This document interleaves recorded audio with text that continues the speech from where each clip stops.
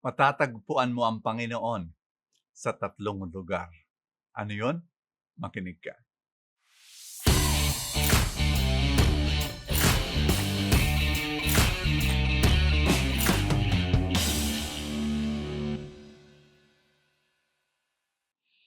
Sinabi sa ebanghelyo natin, sinabi ni Jesus, na the kingdom of God is among you.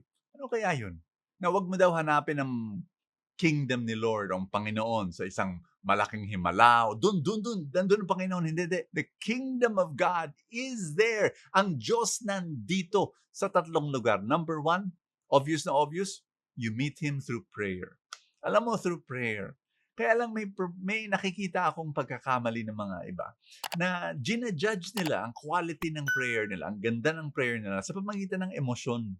Kumbaga, kung okay yung emotions na pag nagdasal sila, na umiyak sila, na-touch sila, parang, uy, ang sarap-sarap ng pakiramdam ko nang nagdadasal ako, feel na feel ko yung kapayapaan ni Lord. Ayan, ang ganda naman ng prayer mo. Pero pag ang prayer, naramdaman mo na, kinagat ka ng lamok sa simbahan, dry na dry yung feelings mo, hindi mo naramdaman yung kapayapaan, na nainip ka, ay hindi masyado maganda yung dasal mo. Hindi po ganun.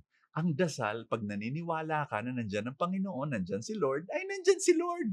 Whether you feel Him or not, importante yun. We walk not by sight, but by faith. Hindi through our senses.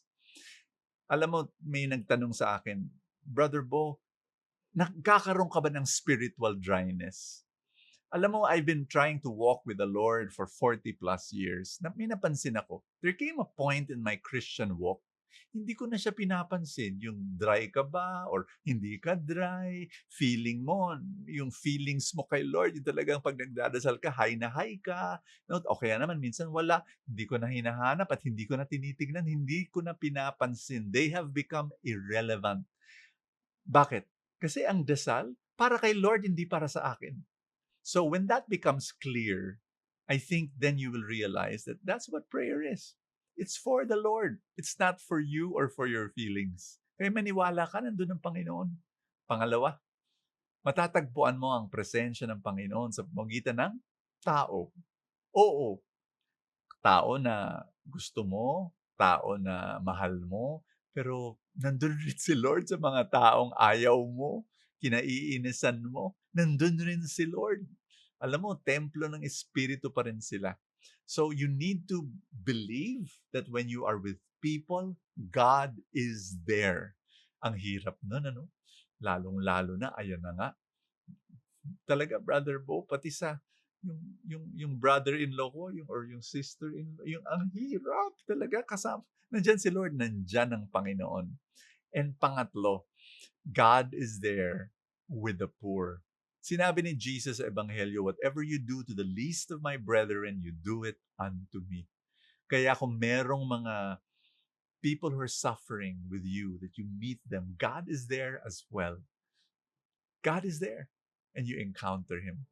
Let's pray. In the name of the Father, and of the Son, and of the Holy Spirit. Panginoon, buksan mo ang aking mata at ang aking isipan para makita kita through prayer, through people, and through the poor. Maraming salamat, Panginoon.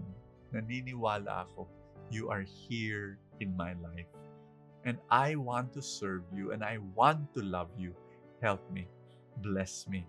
Amen and amen. In the name of the Father, and of the Son, and of the Holy Spirit. Amen. Kung hindi ka pa full-time supporter, I'd like to invite you to support our mission. Click the link that says support now sa ilalim ng video ng Facebook. O kaya sa YouTube, click the button join kung computer ang ginagamit mo. God bless you.